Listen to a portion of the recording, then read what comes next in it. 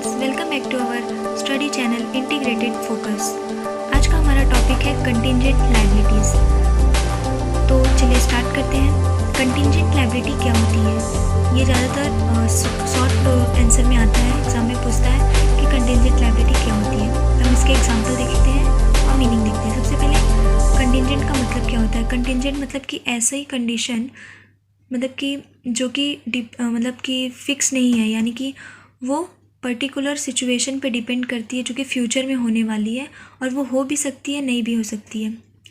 तो contingent liability क्या होती है? यानी कि ये लायबिलिटी जो है, हमें पेमेंट हम कर भी सकते हैं इन फ्यूचर, और या फिर कुछ ऐसी भी कंडीशन आ जाती है कि हमें वो पेमेंट नहीं करना पड़ता। तो इसे एंटिसिपेट किया जाता है और बैलेंस शीट में शो किया जाता है कंटिंजेंट लायबिलिटी सेपरेटली।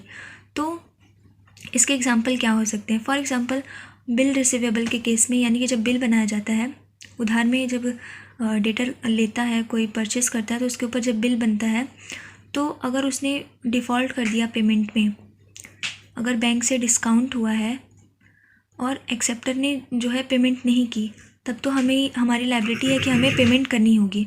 तो ये एक लायबिलिटी होती है कि अगर जो कंडीशन है, कंडीशन क्या है कि अगर एक्सेप्टर ने पे नहीं किया बैंक को, तब हमें पेमेंट करना होगा। This is our liability.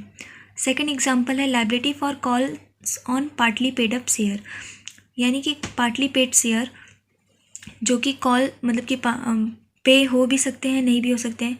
Called up capital के ही पार्ट होते हैं, पेड अप कैपिटल और अनपेड अप कैपिटल। तो ज़रूरी नहीं है कि सारे हमने जितने कॉल मंगाए थे शेयर के, वो सारे पे हो जाएं।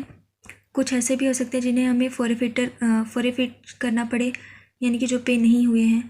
तो ये भी एक लायबिलिटी होती है। लायबिलिटी अंडर गारंटी, हम जैसे गारंटी अगर किसी को दिए हैं, थर्ड पर्सन को, थर्ड पार्टी को, कि अगर उसने पे नहीं किया तो हम पे कर देंगे। तो जो पर्सन है जिसके बिहाफ पे, जो हमारा फ्रेंड है या पार्टनर है, हमने उसके बिहाफ पे अगर गारंटी दी है, तो इन केस वो डिफ़ॉल्ट करता है तो हमें लोन भरना होगा उसकी जगह पे।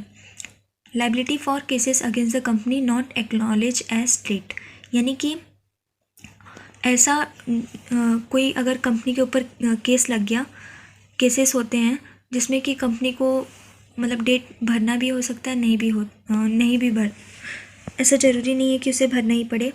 फॉर एग्ज़ाम्पल अगर कंपनी में मतलब कि डिक्लेयर किया गया कि अब से आने वाले टाइम से मतलब बोनस दिया जाएगा सब एम्प्लॉय को, लेकिन ये प्लान हुआ है, ये कंफर्म नहीं है कि हाँ बोनस दिया जाएगा।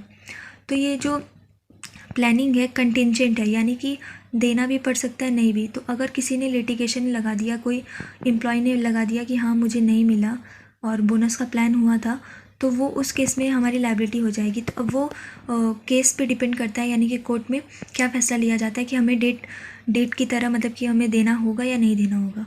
Liability for penalties under forward contract, forward contract यानी कि जो आने वाले कॉन्ट्रैक्ट यहाँ होने वाले हैं, और उनके केस में भी पेनाल्टी कभी हमें भरनी पड़ जाती है अगर लॉस हुआ सेल करने पे। तो फिर लास्ट है हमारा liability in respect of arrear of dividend on cumulative preference share, यानी कि जो क्यूमुलेटिव प्रेफरेंस शेयर होता है, प्रेफरेंस शेयर का एक टाइप होता है जिसमें अगर हमने डिविडेंड करने में टाइम लग गया, तो वो भी हमारी लायबिलिटी होती है कि हमें उस डिविडेंड को पे करना है।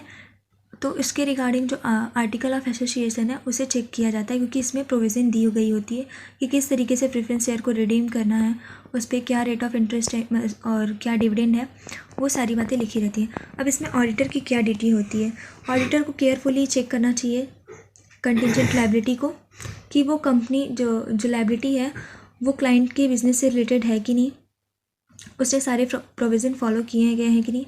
जनरली ये जो कंटिंजेंट लायबिलिटी होती है, ये बैलेंस शीट के फुट नोट में दिखाया जाता है, ये अलग से मतलब शो नहीं होता, इसको अलग से फुट नोट में दिखाया जाता है कि हाँ किसके रिगार्डिंग है, किस टाइप की कंटिंजेंट लायबिलिटी है, उसको मेंशन करना पड़ता है। तो ये सारी बातें जो हैं वो ऑडिटर चेक करता है। नेक्स्ट हम देखते हैं कंटिंजेंट एसेट्स क्या होता है। कंटिंजेंट एसेट्स जो है सेम, यानी कि हमें ये एसेट्स फ्यूचर में हमारा एसेट्स भी बन सकता है, और अगर एसेट्स नहीं बना तो जैसे लायबिलिटी का भी चांस हो सकता है, या तो एसेट्स बन सकता है या तो लायबिलिटी। जैसे कि हमने शेयर का हमने पढ़ा कि पार्टली पेड अप शेयर है, तो वो अगर लायबिलिटी जो हमने ऊपर देखा 50% चांस था, अगर लायबिलिटी नहीं बना तो इसका मतलब वो एसेट्स भी बन सकता है। जो कि यहाँ पे कवर किया गया, अनकॉल्ड शेयर कैपिटल, और option to apply for share in another company on favourable term, यानी कि हमने डिसाइड किया है कि अगर हम दूसरी कंपनी में तभी इन्वेस्ट करेंगे अगर कुछ हमारे फेवर में उसके टर्म्स हैं। तो ये एक तरीके से हमारा बेनिफिट है, एसेट्स है, इन्वेस्टमेंट जो है। सेकंड है refund of octroi paid for goods sent out later on, यानी कि कोई हमने ऑक्ट्राई चार्जेस जो है या फिर कैरेज एक्सपोर्ट ड्यूटी जो भी है हमने पे की है गुड्स पे और वो हमें रिफ़ंड हो गया है, ऐसा जैसे रिफ़ंड होता है, तो हमें पैसा वो वापस मिल गया, तो हमारे लिए वो क्या हो गया, एसेट्स हो गया। Claim for money from a previous endorser of a bill receivable discounted but might be dishonoured, यानी कि कुछ बिल रिसीवेबल जो होते हैं वो डिसऑनर हो जाते हैं, मैच्योरिटी तक अगर पेमेंट नहीं होती तो उसे डिसऑनर डिक्लेयर कर दिया जाता है। तो अगर मान लो हमने इंडोर्सर के ख़िलाफ़ हमारे पास बिल आई है तो मैं इंडोर्सी हो गई, और जो इंडोर्सर है मैं उस पर केस कर सकती हूँ, अगर डिसऑनर हुआ मैं उससे पैसे मांग सकती हूँ। तो ये एक तरीके से मेरे लिए एसेट्स हो गया कि मुझे वो चीज़ मिल जाएगी, मेरा मनी वापस मिल जाएगा, डिसऑनर हो जाएगा तो भी।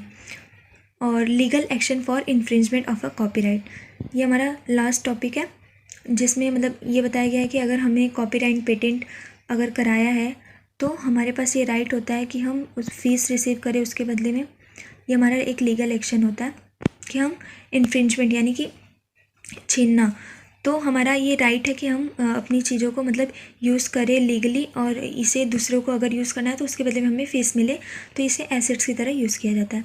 तो आज हमने बहुत ही इंपॉर्टेंट टॉपिक कवर की जो कि है contingent assets and contingent liability. अगर आपको इसके रिगार्डिंग कोई भी डाउट है तो मुझे कमेंट सेक्शन में ज़रूर बताएं। Hope you like this video, please share it with your friend.